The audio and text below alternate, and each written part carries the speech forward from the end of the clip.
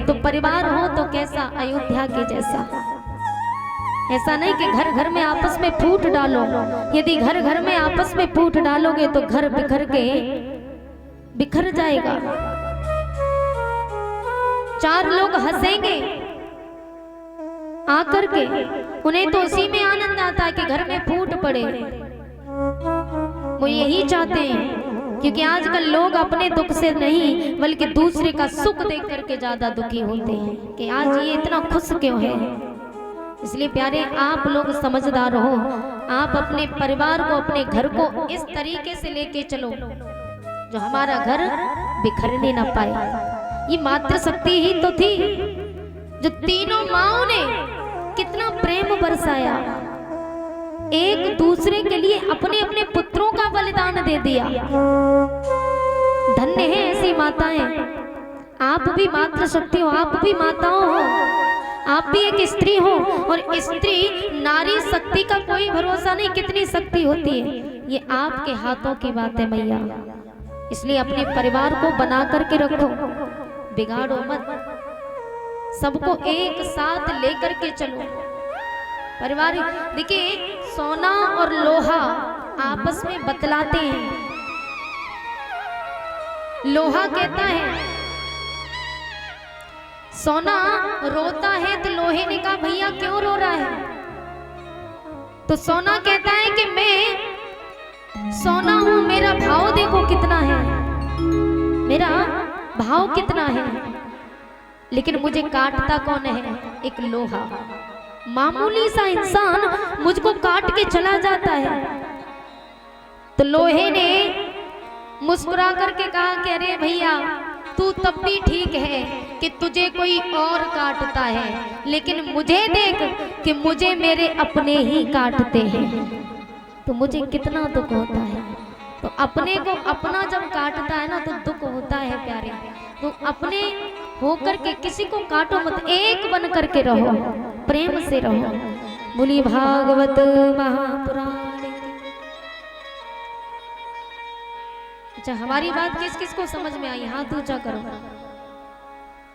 समझ में आई है ना? घर को बिगड़ने तो नहीं दोगी। ये बात समझना कि आज आप घर को बिगाड़ोगे तो कल आपके आगे भी कोई आने वाला है। जैसे आप सास ससुर को या माता पिता को रुलाओगे तो आपको भी रुलाने वाला तैयार हो रहा है, पीढ़ी पे पीढ़ी लगी है। इसलिए पहले से सुधार कर लो।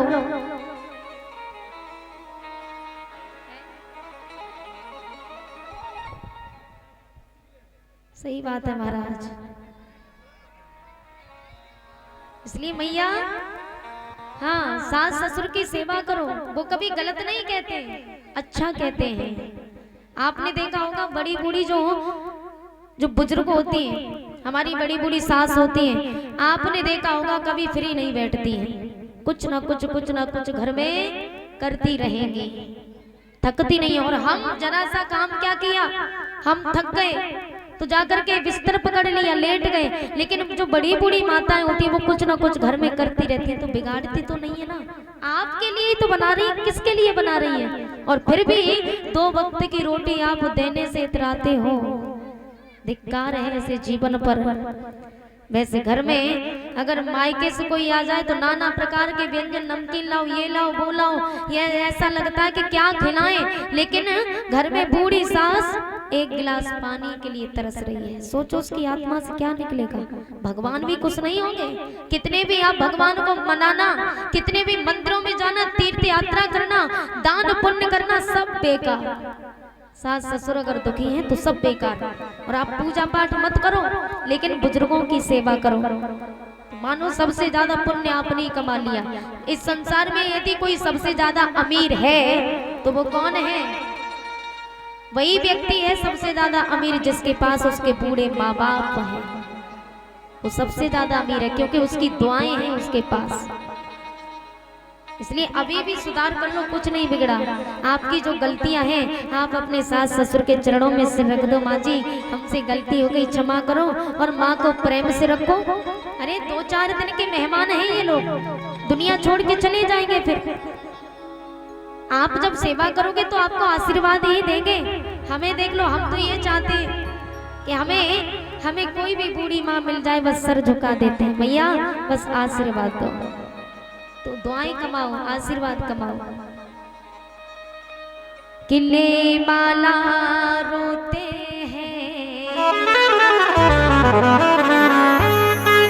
माला का जाप कर रहे हैं मंदिर में बैठ करके, लेकिन किले माला रोते हैं भगवान के मंदिर में। ये माला रोते हैं भगवान के मंदिर में। ये माला रोते हैं भगवान के मंदिर में। बोले माला रोते हैं भगवान के मंदिर में। ये माला रोते हैं भगवान के मंदिर में। और प्यारे सब तीर्थ कहाँ होते? अच्छा ये बताओ, स्वर्ग लोग कहाँ है? मीडियम, स्वर्ग लोग कहाँ पे? घर में। लेकिन घर में तो है किसके पास?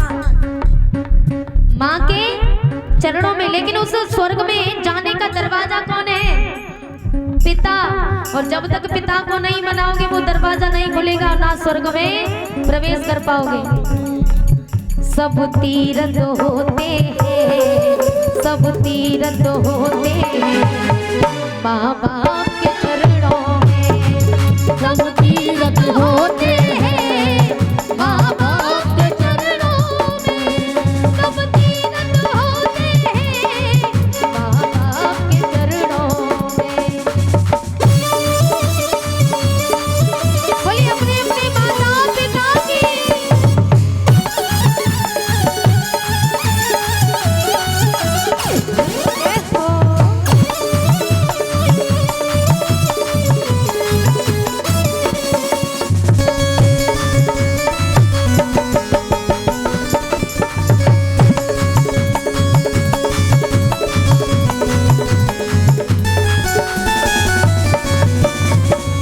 आपने संकल्प किया है और इस पंडाल में बैठ करके कि हाँ माँ बाप की सेवा करोगे, सास ससुर की करोगी ना?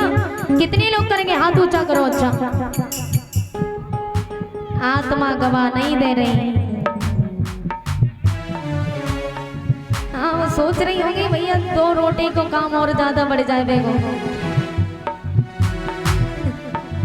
दिल से, आत्मा से हाथ ऊंचा करो। ये समझो कि हम अपने सास ससुर की नहीं बल्कि भगवान की सेवा कर रहे हैं, ये समझ के। अच्छा हाथ ऊंचा करो। कौन कौन सेवा करना चाहती है? आधे आधे हाथ उठाएंगे। आज सेवा तो करेंगे व्यास जी के कहने पर, लेकिन आधी आधी करेंगे।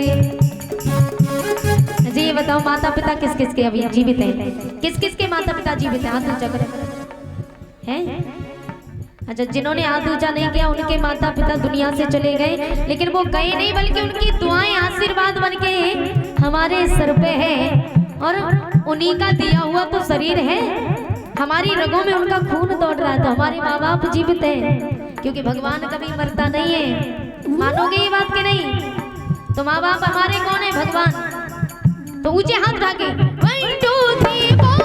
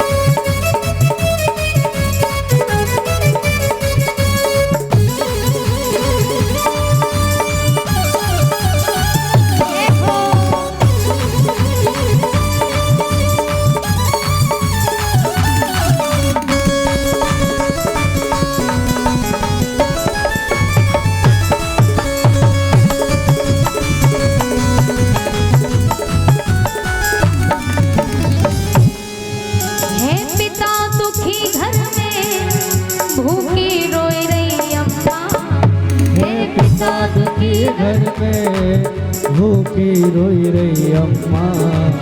है पिता दुखी घर में भूखी रोई रही अम्मा। है पिता दुखी घर में भूखी रोई रही अम्मा। जी लाला दे रहे है गोवर्धन परिक्रमा। जी लाला दे रहे है गोवर्धन परिक्रमा। इस धर्म को खोते हैं, इस धर्म को खोते हैं, अधर्म के चरणों में ये माला रुकते हैं। भगवान के मंदिर में ये माला रोते हैं। भगवान के मंदिर में ये माला रोते हैं। भगवान के मंदिर में।